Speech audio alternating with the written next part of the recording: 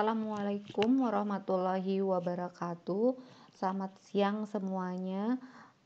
Kita ketemu di mata kuliah Mekanika Tanah 2. Hari ini untuk mata kuliah Mekanika Tanah 2, yang pertama akan kita bahas itu adalah bab pemadatan.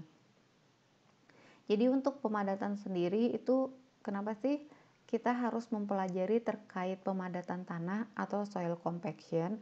Jadi nanti di lapangan ketika adik-adik semua nanti terjun ke lapangan, yang kita ketahui bahwa seluruh bangunan teknik sipil atau bangunan sipil itu berada di atas tanah. Berarti yang harus kita ketahui adalah kondisi daripada tanah dasar kita itu sendiri. Kira-kira ketika kita akan meletakkan bangunan kita, apakah tanah dasarnya sudah mampu atau cukup kuat untuk menahan beban kita atau tidak?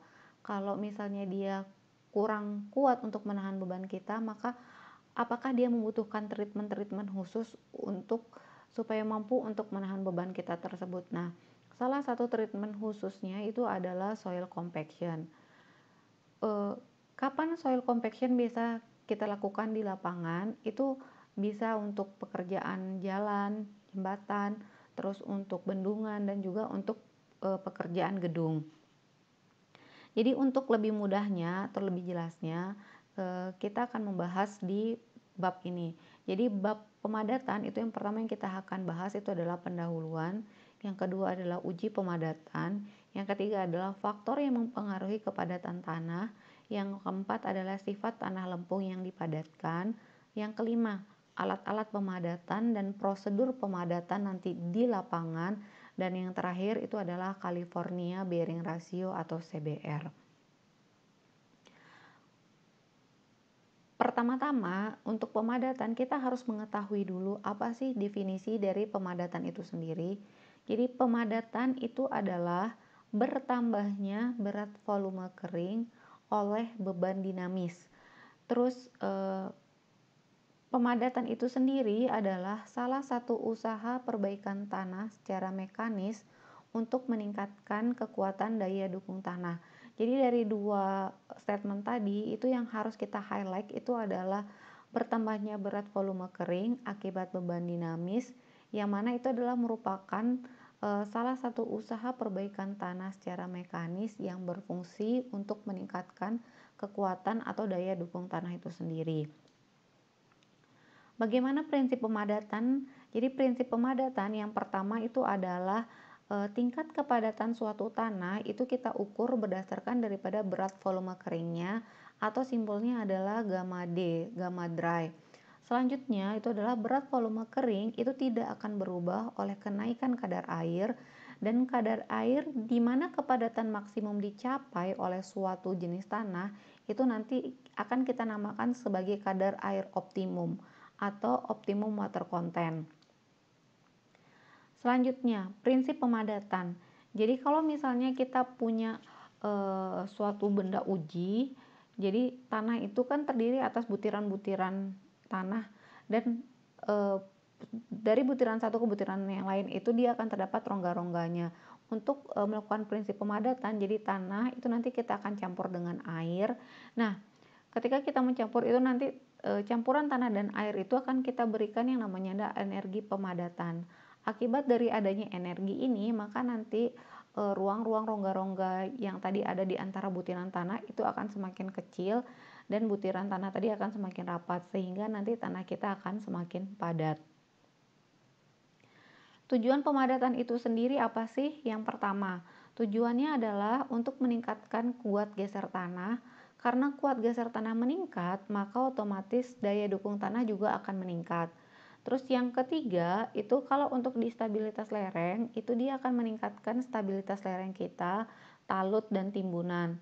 Selanjutnya, yang keempat, itu pemadatan dapat mengurangi sifat mudah mampat atau kompresibilitas daripada tanah.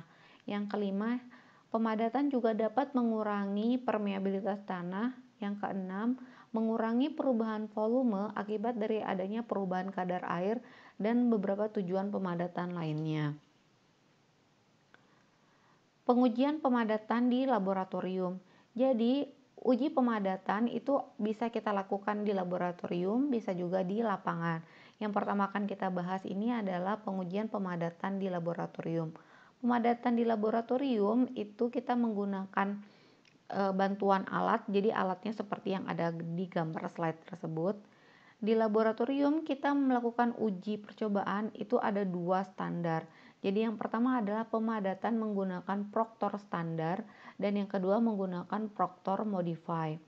Tujuannya apa sih uji pemadatan di laboratorium? Tujuannya adalah kita akan memperoleh yang pertama yaitu adalah kurva pemadatan, yang kedua adalah kadar air optimum dan kepadatan kering maksimum. Jadi yang membedakan optimum dan maksimum. Garis bawahnya adalah kata-kata tersebut. Terus selanjutnya kalau misalnya untuk yang proktor standar, kalau misalnya kita punya sampel tanah yang akan kita uji proktor standar, itu caranya adalah sampel tanah nanti kita akan bagi dalam 3 lapisan yang dimana per lapisan itu akan kita tumbuk sebanyak 25 kali tumbukan dengan berat hammer sebesar 2,5 kg dan tinggi jatuh hammer itu setinggi 30,48 cm. Prosedur pengujian lebih jelas itu bisa dibaca di ASTM nomor D698 dan ASTO dengan nomor T99. Kalau misalnya di Proctor Modify itu dia sampelnya nanti kita bagi dalam 5 lapisan yang setiap lapisan akan kita pukul sebanyak 25 kali pukulan per lapisan dengan berat hammer sebesar 4,54 kg dan tinggi jatuh hammer kita adalah 45,72 cm. Prosedur pengujian itu kalau mau baca lebih jelas bisa di ASTM nomor D 1557 dan ASTO nomor T 180. Nah ini jadi kalau misalnya alatnya, jadi kalau yang modify itu alat hammer sama moldnya lebih besar dibandingin dengan proktor standar. Terus kalau misalnya kapan kita menggunakan proktor standar dan kapan kita menggunakan proktor modify. Jadi kalau misalnya untuk pekerjaan sipil yang masih kecil atau ringan seperti pekerjaan jalan raya, itu kita cukup menggunakan proktor standar. Tapi kalau misalnya pekerjaan-pekerjaan yang cukup besar seperti bendungan, itu biasanya nanti kita menggunakan proktor modify. Nah, ini ada beberapa spesifikasi atau uji pemadatan menggunakan ASTM dan ASTO. Jadi di sini dibagi berdasarkan cetakan dari volume, tinggi, diameter, terus berat massa penumbuk, tinggi jatuh, jumlah lapisan tanah, jumlah pemukulan tiap lapisan, sama fraksi tanah yang diuji lolos saringan berapa. Dari ASTM juga ada golongannya, misalnya ada MET A, MET B, MET C, dan D, sama ASTO juga sama. Jadi bisa dilihat jelasnya pada tabel berikut. Terus langkah-langkah pengujian pemadatan di laboratorium. Ini singkatnya akan saya jelaskan sekarang, tapi mungkin nanti untuk lebih jelasnya itu nanti kita akan ketemu di laboratorium mekanika tanah 2. Jadi yang pertama adalah langkah-langkahnya, tanah yang akan kita uji itu kita akan campurkan dengan air. Jadi biasanya kalau misalnya kita menguji pemadatan di laboratorium, kita akan membuat 5 sampel uji tanah dengan kadar air atau campuran air yang berbeda-beda. Nah, kadar air yang berbeda dari tiap campuran itu nanti kita akan tentukan besar kadar airnya. Besar kadar air itu biasanya kita akan cari dengan persamaan WC, satuannya adalah persen, berat water dibagi dengan berat soil itu dikali dengan 100%. Setelah itu, tiap campuran yang kita buat kemudian kita padatkan dalam cetakan sehingga kita bisa menemukan berat volume daripada tanah kita. Rumusnya adalah gamma sama dengan berat dibagi dengan volume tanah. Terus kalau kita sudah dapat WC dan gamma D dari tiap campuran yang kita padatkan, maka nanti kepadatan yang dicapai oleh tiap campuran itu bisa kita tentukan dengan rumus gamma D sama dengan gamma dibagi dengan 1 plus WC. WC adalah kadar air kita yang udah kita hitung tadi. Dari masing-masing harga WC dan gamma D, kemudian kita gambarkan grafik hubungan antara kepadatan kering dengan kadar air, gamma D dengan W. Bagaimana bentuk kurva pemadatannya? Jadi kita gambarkan sumbu absis X dan sumbu absis Y. Sumbu absis Y itu kita masukkan nilai kepadatan kering atau gamma D, sedangkan yang sumbu X itu adalah nilai untuk kadar airnya.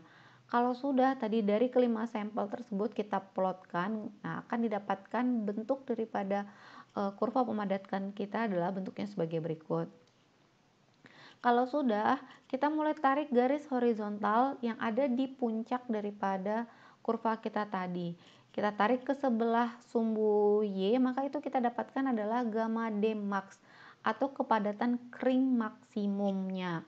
Terus selanjutnya, nah dikatakan bahwa kalau misalnya kita sudah dapatkan gamma D maksimum, itu dikatakan bahwa butiran tanah kita itu adalah butiran terpadatnya. Daya dukung tanah kita akan meningkat dan lebih keras, serta permeabilitas tanah kita yang rendah. Terus kita akan mencari berapa sih kadar air optimum. Kadar air optimum dari puncaknya kita tarik garis vertikal ke bawah sampai di kadar air WK di sumbu X kita. Nah, disitulah kita dapatkan kadar air optimum. Jadi bedakan kalau gamma D itu adalah maksimum, kalau kadar air itu adalah optimum. Jadi optimum sendiri artinya apa? Nanti coba dicari ya perbedaan arti kata optimum dan maksimumnya. Nah, kadar air optimum itu kadar air di mana kepadatan maksimum dicapai oleh suatu jenis tanah tertentu. Nah, kadar air optimum di sini nanti kita sebut sebagai optimum water content atau OWC atau OCW.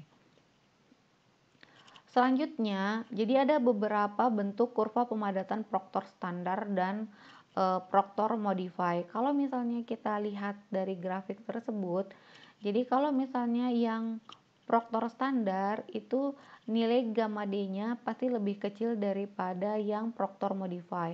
Karena apa? Karena Proctor modify itu pasti akan menghasilkan gamma D yang lebih besar dibandingkan dengan Proctor standar. Selanjutnya, selain ada namanya kurva pemadatan, ada juga yang namanya adalah kurva zero air void. Jadi kurva ZAV atau zero air void itu biasanya selalu terletak di sebelah kanan kurva pemadatan. Jadi kalau misalnya nanti adik-adik menghitung kurva pemadatan, jangan sampai kurva ZAV kita itu terletak di sebelah kiri daripada kurva pemadatan atau berpotongan dengan kurva pemadatan. Kalau misalnya di sebelah kiri atau berpotongan, berarti ada yang keliru dengan hasil perhitungan kita atau pengujian kita. Bentuk dari kurva zero air void itu adalah bentuknya sebagai berikut. Nah, dikatakan bahwa kalau udah zero air void itu dikatakan berarti tanah kita berada di kondisi derajat kejenuhan 100% atau jenuh sempurna. Jadi es kita itu tidak akan lebih besar daripada 100%, dan untuk mencari nilai gamma DZAV itu rumusnya adalah GS dikalikan gamma W dibagi dengan 1 plus W adalah kadar air kita dikali dengan GS. GS diingat-ingat lagi, mektan satunya GS adalah specific gravity atau berat jenis tanah kita. Nah, langkah-langkah untuk mendapatkan kurva zero air void itu yang pertama adalah kita tentukan dulu berapa sih specific gravity kita atau nilai GS daripada tanah yang kita uji. Selanjutnya kita pilih berapa nilai kadar air, misalnya bisa 5%, 10%, 20, 30 dan seterusnya. Terus tentukan besarnya nilai gamma di ZAV untuk harga WC yang dipilih di atas dengan persamaan sebagai berikut. Gamma D sama dengan GS dikali dengan gamma W dibagi 1 plus kadar air dikali dengan specific gravity. Untuk tiap-tiap harga kadar air yang dipilih itu bisa kita tentukan nilai daripada gamma D ZAV kita. Nah, setelah itu kita gambarkan grafik gamma D ZAV berbanding dengan kadar air pada kurva pemadatan yang sudah dibuat dari hasil uji di laboratorium. Nah, Sekarang, subbab yang ketiga yang kita bahas itu adalah faktor-faktor yang mempengaruhi kepadatan tanah. Jadi ada beberapa faktor yang mempengaruhi kepadatan tanah. Yang pertama itu adalah kadar air, yang kedua yang pasti adalah jenis tanah itu sendiri, terus distribusi daripada ukuran butiran tanah, dan tenaga atau energi yang kita gunakan untuk memadatkan tanah. Yang akan kita bahas yang pertama itu adalah bagaimana sih pengaruh air terhadap kepadatan tanah. Jadi apabila air kita tambahkan ke dalam tanah yang sedang dipadatkan, air tersebut itu bisa berfungsi sebagai pelumas dari butiran tanah, sehingga nanti butiran-butiran tanah tersebut akan mudah bergerak untuk mendekat satu sama lain, sehingga keadaan paling padat itu bisa tercapai. Selanjutnya, untuk tenaga pemadatan yang sama, berat volume tanah yang dipadatkan itu akan meningkat dengan meningkatnya jumlah kadar air. Bila mana kadar air kita naikkan secara perlahan-lahan dan tenaga yang dipakai untuk mendapatkan kepadatan sama, maka nanti kepadatan tanah akan meningkat secara perlahan-lahan pula. Selanjutnya, di luar harga kadar air tertentu, penambahan kadar air hanya akan menyebabkan penurunan kepadatan tanah yang bersangkutan. Hal ini itu bisa disebabkan air akan mengambil alih tempat yang semula ditempati oleh butiran-butiran tanah. Selain pengaruh kadar air, ada juga pengaruh jenis tanah. Jadi, distribusi ukuran tanah itu akan sangat berpengaruh, misalnya apakah tanah kita well graded, gap graded, atau uniform graded. Terus bentuk butiran tanah juga akan sangat berpengaruh, spesifik gravity bagian padat tanah juga, dan jumlah dan jenis mineral lempung yang terkandung di dalam tanah. Kalau kita bahas pengaruh jenis tanah berdasarkan jenis tanah kita akan coba bahas yang pertama adalah kalau misalnya tanah kita tanah granuler. Jadi dia paling mudah dalam penanganannya pada saat pekerjaan di lapangan. Terus mampu memberikan kuat geser yang tinggi dengan sedikit perubahan volume setelah pemadatan, dan permeabilitas tanah granuler yang tinggi itu dapat menguntungkan dan juga merugikan tergantung pada penggunaannya.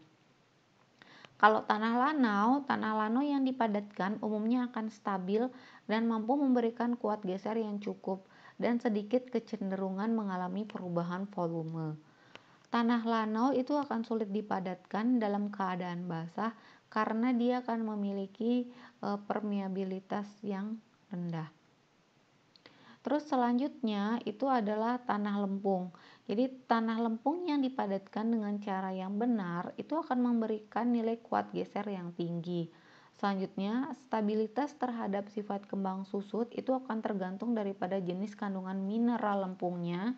Dan yang terakhir, lempung padat itu akan mempunyai permeabilitas yang rendah dan tidak dapat dipadatkan dengan baik dalam kondisi yang basah. Jadi beberapa bentuk kurva pemadatan untuk 4 jenis tanah yang berbeda itu diberikan oleh ASTM nomor D698. Jadi kalau misalnya kita lihat pada gambar di samping itu yang warna biru yang paling atas itu sandy silt yang paling tinggi kurva pemadatannya. Baru yang kedua adalah jenis tanah silty clay atau lempung kelanauan. Selanjutnya adalah heavy clay, lempung yang berat, dan yang terakhir adalah pasir dengan gradasi yang cukup jelek. Jadi untuk tanah pasir itu adalah harga berat volume kering itu akan cenderung menurun dahulu dengan naiknya nilai kadar air. Kemudian naik akan sampai mencapai pada harga maksimum dengan penambahan kadar air yang lebih lanjut. Penurunan berat volume kering pada awal kurva itu bisa disebabkan pengaruh peristiwa kapiler pada tanah. Selanjutnya, pada kadar air yang lebih rendah, itu adanya tegangan kapiler pada pori-pori tanah akan mencegah kecenderungan partikel tanah untuk bergerak dengan bebas untuk menjadi lebih padat. Dan yang terakhir itu adalah tegangan kapiler tersebut akan berkurang dengan bertambahnya kadar air, sehingga partikel-partikel tersebut akan menjadi mudah untuk bergerak dan menjadi lebih padat. Kalau masih ada yang belum mengetahui terkait tegangan kapiler itu, jadi tegangan kapiler itu contoh mudahnya adalah kalau misalnya adik-adik punya air di dalam gelas dan menaruh ujung tisu di dalam air tersebut, maka nanti ujung tisu yang tidak basah itu lama-kelamaan akan mengalami basah. Nah, proses pembasahan tersebut tadi akibat daripada tisu yang tadi diletakkan di dalam air, itulah yang disebut dengan kapiler. Nah, kalau untuk lempung itu umumnya bentuk kurvanya dia akan berbentuk bel. Jadi kalau misalnya untuk tanah lempung, kurva pemadatan itu biasanya akan dipengaruhi oleh nilai batas plastis atau liquid limitnya. Jadi ada 4 bentuk kurvanya. Yang pertama itu adalah kurva dengan satu puncak, artinya yang umum kita dapatkan itu adalah kalau misalnya nilai LL kita itu lebih besar daripada 30 dan lebih kecil daripada 70. Terus kalau misalnya kurva dengan 1,5 puncak itu berarti nilai LL kita lebih kecil dari 30, dan kurva dengan puncak ganda itu juga untuk LL dengan nilai lebih kecil daripada 30.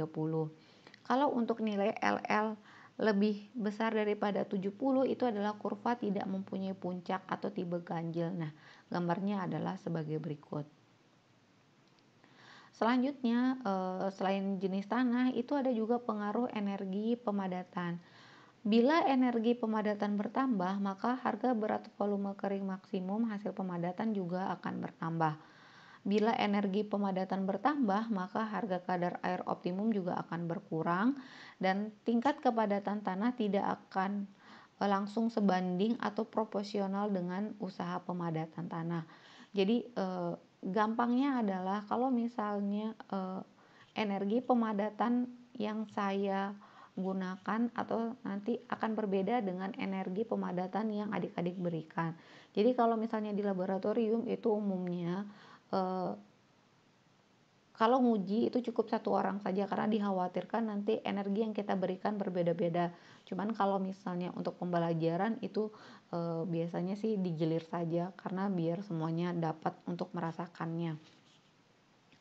Nah, bagaimana kita cara mencarinya energi pemadatan? Itu rumusnya adalah sebagai berikut. E sama dengan NB dikali dengan NL dikali dengan W adalah berat pemukul, dikali dengan H tinggi jatuh pemukul, dengan V adalah volume daripada moles kita. Bagaimana pengaruh energi pemadatan tadi? Itu tadi yang seperti yang saya bilang, energi saya mungkin bisa lebih besar daripada energi adik-adik, maka nanti hasil dari kepadatan energi yang saya berikan akan berbeda dengan yang adik-adik berikan. Misalnya, untuk energi pertama itu kurva pemadatannya adalah seperti yang digambar di samping, yang ada di grafik. Kemudian ketika kita memadatkan yang kedua, itu energi pemadatan pertama itu dia lebih besar dibandingin dengan energi pemadatan yang kedua. Maka nanti ini salah, ini harusnya E1-nya itu lebih kecil daripada E2. Maka nanti energi pemadatannya akan lebih besar. Kepadatannya juga yang dihasilkan juga jadi lebih besar. Jadi peningkatan energi pemadatan itu akan menghasilkan kadar air optimum yang lebih rendah, kepadatan kering maksimum yang lebih tinggi. Jadi ini E1 lebih kecil daripada E2 ya. Nanti silakan diganti di catatannya. Nah, pengaruh energi pemadatan itu juga bisa kita lihat pada grafik berikut. Jadi kalau misalnya dia 20 tumbukan per lapis, itu nanti dia gamma D-nya nilainya pasti lebih kecil daripada kalau misalnya 25 tumbukan atau yang 30 tumbukan dan juga yang 50 tumbukan. Yang harus diperhatikan adalah gamma D ZAV kita selalu berada di sebelah kanan daripada kurva pemadatan kita. Nah, kalau misalnya kita punya beberapa kurva pemadatan, itu nanti akan kita tarik garis yang namanya adalah garis OMC. Nah, garis ini adalah garis yang akan menghubungkan garis OMC kita, garis optimum daripada moisture content kita tadi. Jadi OMC adalah optimum moisture content.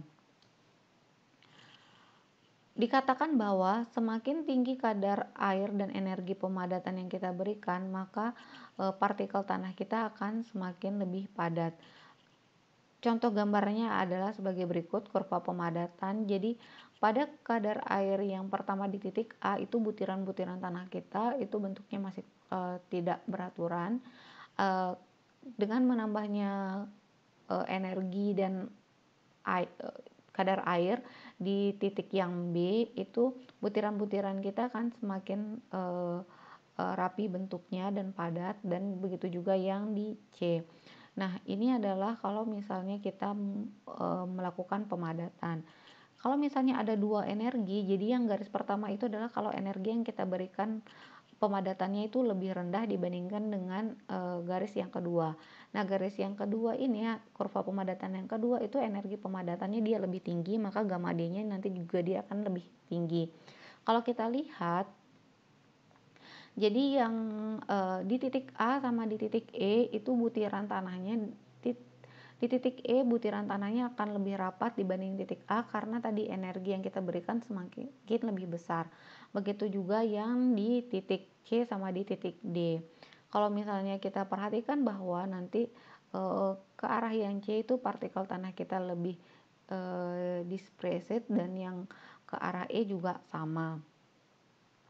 Nah, informasi daripada grafik yang tadi itu dikatakan bahwa apabila tanah kita padatkan pada kadar air yang dry site optimum, yaitu pada titik A tadi, maka dia akan memiliki yang namanya adalah struktur flocculant.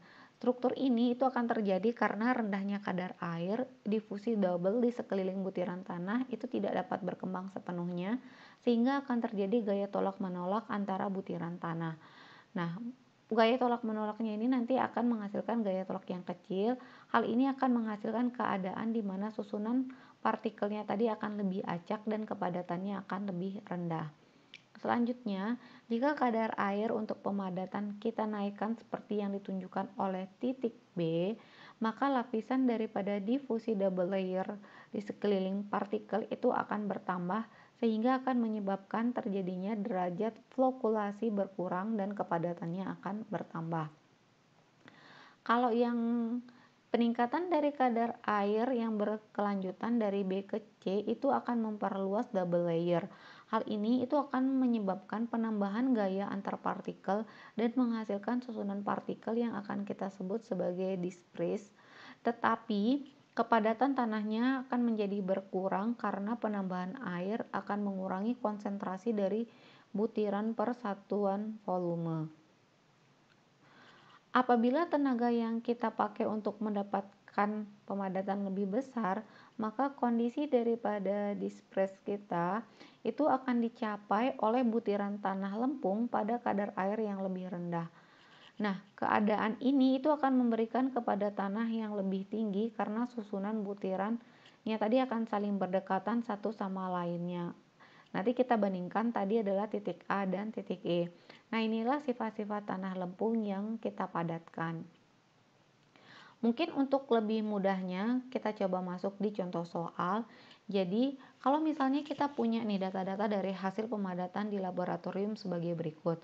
Jadi kadar air ingat ini saya lupa satuannya adalah persen, itu 3,80, 7,47, 10,12, 14,29 dan 16,95. Jadi kita punya 5 kadar air dari 5 sampel dengan gamma B adalah dalam satuan gram per centimeter pangkat 3, 1,82, 1,99, 2,052, dan 1,93. Jika nilai GS kita 2,68, maka yang pertama, gambarkanlah grafik hubungan kadar air versus dengan berat volume tanah kering. Terus yang kedua, tentukan besarnya kadar air optimum dan berat volume tanah kering maksimum. Terus hitung berapa sih kadar air yang dibutuhkan untuk membuat tanah menjadi jenuh pada berat volume kering maksimum. Dan yang terakhir, coba kita gambarkan grafik hubungan antara kadar air versus dengan gamma DZ AV kita pada kondisi kadar udara 0% atau derajat kejenuhan 100%. Nah, kita tulis dulu nih apa yang kita ketahui dari soal kita yang pertama. Jadi soal kita itu adalah GS-nya 2,68, W kita kadar air kita 3,8, 7,47, 10,12, 14,29 dan 16,94. Gamma B kita satuannya adalah gram per centimeter pangkat 3, itu adalah 1,84, 1,99, 2,052 dan 1,93. Penyelesaiannya untuk soal yang pertama, kita gambarkan grafik hubungan kadar air versus dengan berat volume tanah kering. Bagaimana cara mencarinya? Tulis dulu persamaan yang kita akan pakai. Tulis gamma D sama dengan gamma B per 1 plus W. Kemudian untuk mencari gamma DZAV itu rumusnya ada gamma S dikali gamma W per 1 plus E. Dilihat kita tidak punya nilai E itu adalah nilai angka pori. Maka cek lagi di buku Mekanika Tanah 1 bagaimana untuk mencari nilai angka pori. Nilai angka pori itu nanti bisa kita cari dengan rumus sama dengan W kadar air dikali dengan spesifik gravity, sehingga rumus gamma DZAV kita itu akan berubah menjadi spesifik gravity dikali dengan gamma water berat air dibagi dengan 1 plus kadar air dikali dengan spesifik gravity kita. Nah, untuk mencarinya masukkan persamaan yang parameter yang kita ketahui ke dalam persamaan gamma D. Itu masukkan W kita 3,80. Ingat itu satuannya adalah persen, maka nanti 3,80 dibagi dulu sama 100, maka dapatkan gamma D-nya adalah sebesar 1,77. Terus gamma DZAV dari persamaan kita dapatkan hitungannya adalah sebesar 2,43. Nah, dilanjutkan perhitungannya nanti sama adik-adik semua. Ini saya masukin hanya beberapa untuk sekalian juga latihan. Kalau sudah, kemudian kita masukkan ke dalam kurva. Jadi kita gambarkan kurva X dan Y. Yang Y itu adalah kepadatan tanah, satuannya adalah gram per centimeter pangkat 3. Sedangkan yang X itu adalah kadar air, satuannya adalah persen. Masukkan titik-titiknya, terus kemudian kita gambarkan kurvanya. Kalau sudah, kita coba tarik garis vertikal dan horizontal. Maka kalau yang horizontal itu akan ketemu di sumbu Y, itu kita dapatkan nilai gamma D maksimumnya itu sebesar 1,9 gram per centimeter pangkat 3. Dan yang di bawah itu adalah kadar air optimumnya itu bisa sebesar 9,4%. Nah, selanjutnya kita bisa langsung menghitung kurva ZAV kan tadi. Nah, kurva ZAV itu bisa langsung kita gambarkan. Kalau misalnya dia berada di atas atau di sebelah kanan, berarti perhitungan kita tadi sudah benar. Jadi kalau misalnya kurva ZAV kita memotong kurva pemadatan kita, berarti ada yang keliru dalam analisis kita atau ketika kita menguji di laboratorium. Terus yang C, kita hitung berapa sih kadar air yang dibutuhkan untuk membuat tanah menjadi jenuh pada berat volume kering maksimum. Nah, ini bisa kita cari. Jadi untuk volume 1 meter kubik benda uji atau WS itu maka kita akan membutuhkan berapa sih volumenya, atau nanti satuannya adalah VS. Rumusnya adalah VS sama dengan WS dibagi dengan spesifik gravity dikali dengan gamma water. Ingat gamma water di mekanika tanah 1 nilainya berapa? Kalau misalnya satuannya kilonewton, dia adalah 10 kilonewton per meter pangkat 3. Kalau misalnya dia ton, nilainya berapa? Kalau misalnya ton per meter pangkat 3 dan gram per centimeter pangkat 3 itu berapa? Jadi jangan sampai salah di gamma W-nya. Selanjutnya nanti dihitung saja nih rumusnya, saya kasih, silahkan dihitung sama adik-adik semua. Terus selanjutnya kita cari volume air penjenuhannya, VW-nya. Berarti VW sama dengan 1 min VS, terus WW itu adalah VW dibagi dengan gamma waternya. Kalau sudah dapat, kita cari kadar air untuk penjenuhannya dengan persamaan W sama dengan WW berat air dibagi dengan berat soil dikali dengan 100%. Nah, ini contoh soal yang pertama. Nah, yang kedua ini adalah contoh soal yang kedua. Silakan nanti adik-adik coba mengerjakan. Di sini ada parameter untuk GS-nya itu ada simbol X 2,5X. X-nya silakan diganti dengan nilai terakhir dari NIM-nya. Jadi silakan lihat ketentuannya pada soal berikut. Sekian materi kita untuk hari ini. Nanti kita ketemu lagi di materi selanjutnya. Assalamualaikum warahmatullahi wabarakatuh. Selamat siang semuanya.